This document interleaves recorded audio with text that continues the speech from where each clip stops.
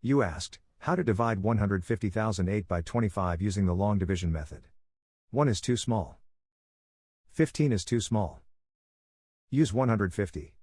150 divided by 25 equals 6. 6 times 25 equals 150. 150 minus 150 equals 0. Bring down 0, making 0. 0 divided by 25 equals 0.